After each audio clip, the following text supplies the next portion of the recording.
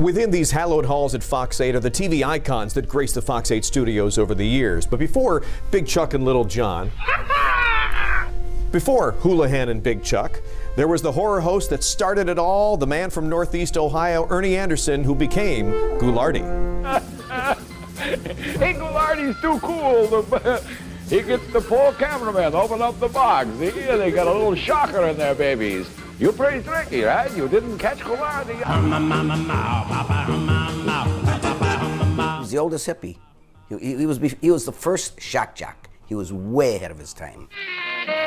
Dressed in a lab coat, a fake mustache, beard, wig, and a Transylvanian accent, Ghoulardi's coloring book. Ghoulardi would pop up every Friday night on Channel 8 as the host of Shock Theater, do comedy and skits and make fun of everything, including the old horror movies. Hey, listen, gang.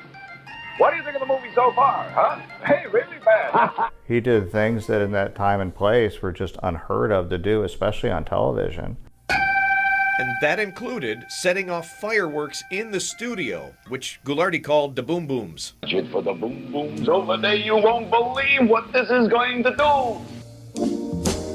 He didn't care about rules. I mean, there was a memo, in fact, he had it in his house on his desk, and it's from the station manager. You will not ride your motorcycle through the station, okay?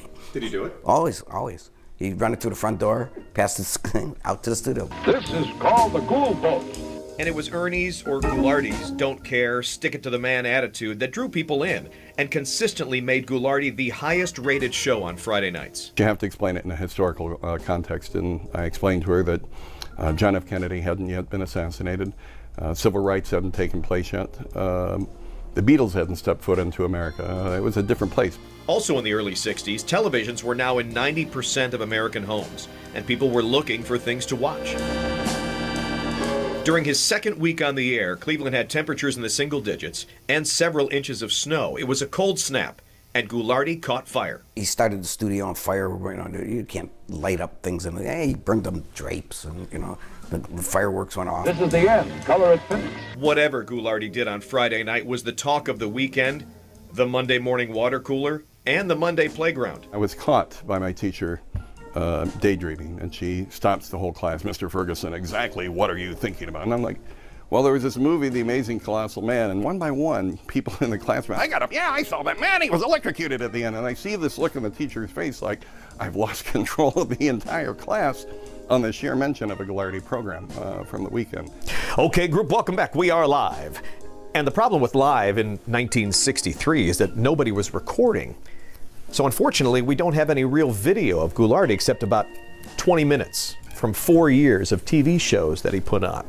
However, just recently, some video was discovered, some behind-the-scenes footage, and it's in color.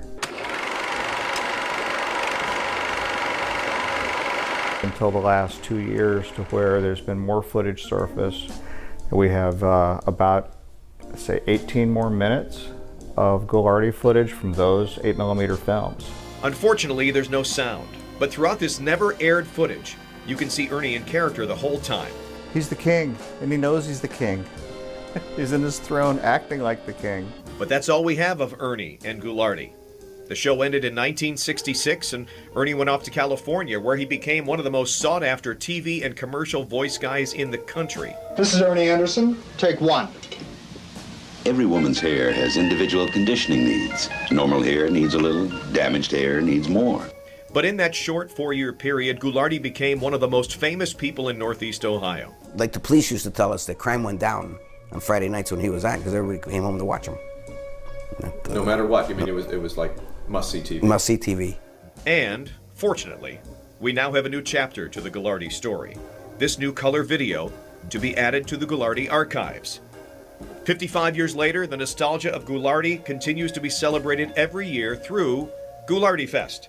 Every October, fans and friends of Ernie, Chuck, John, and Houlihan come to share stories, get autographs, and buy memorabilia from an era that many say was one of the fun times in their lives, despite the fact that they were watching scary movies. It's a happy time for them. They remember the happy times. I mean, that's what it is.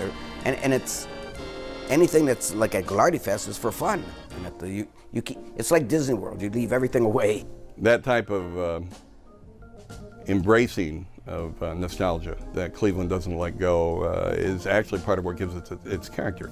And also paves the way for the next generation of Cleveland legends to leave their mark. Don't go away now. Oh, you want me to stop? Well, that's what I like, a good, strong signal.